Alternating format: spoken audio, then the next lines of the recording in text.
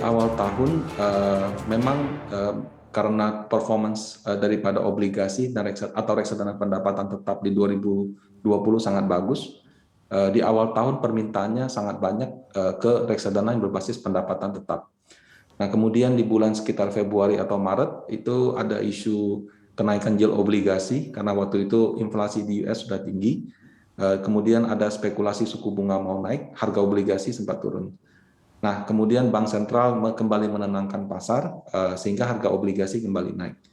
Di sisi lain, kita pikir 2021 di awal tahun kita sudah bisa mulai dengan new normal, tapi ternyata ada varian Delta.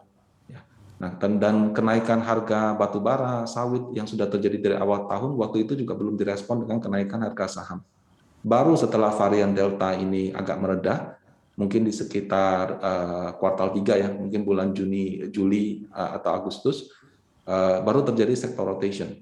Nah, sector rotation yang baru terjadi di kuartal 3 tersebut itu menyebabkan banyak reksadana saham itu underperform dibandingkan IHSG karena pada periode Januari sampai Juni kenaikan saham itu banyak didominasi oleh saham teknologi, kesehatan yang saya lihat bukan menjadi portfolio utama daripada reksadana saham. Reksadana saham itu biasanya terdiri dari saham-saham blue chip dan mungkin sedikit kombinasi dengan saham-saham second liner. Nah, baru ketika sector rotation ini terjadi, saya lihat reksadana saham mulai mengejar kembali lagi ketinggalannya terhadap IHSG. Dan bisa saja kalau berlangsung terus, reksadana saham yang mungkin tadinya kalah dengan IHSG, bisa saja sampai dengan akhir tahun mengejar dan berbalik bisa sama dan diharapkan bisa lebih baik daripada IHSG. Nah, itu juga menurut saya kenaikan reksadana saham mungkin akan lebih dominan di akhir tahun. Sampai dengan akhir tahun 2021 ini Anda melihat seperti apa kinerja industri reksadana? Apalagi untuk mungkin untuk racikan portofolio investasi dari Panin Asset Management seperti apa? Dalam konteks memberikan rekomendasi kepada calon pemegang unit, saat ini kami memang menyarankan untuk kalau misalnya profilnya sesuai, bobot di reksadana yang berbasis saham atau campuran lah yang lebih agresif itu bisa diperbanyak. Kenapa? Karena kelihatannya sentimen yang baik di saham ini bisa bertahan untuk beberapa waktu. Ya dengan catatan juga ya jangan sampai ada wave atau gelombang lanjutan dari COVID yang membuat ekonomi ditutup kembali ya. Tapi kalau misalnya tidak ada resiko tersebut, mudah-mudahan untuk reksadana yang berbasis saham itu bisa membaik sehingga bobotnya bisa disarankan lebih besar. Nah, kalau untuk reksadana pendapatan tetap, walaupun view-nya agak kurang baik, karena menghadapi tapering, suku bunga naik, dan lain-lain, menurut saya kita tetap perlu punya.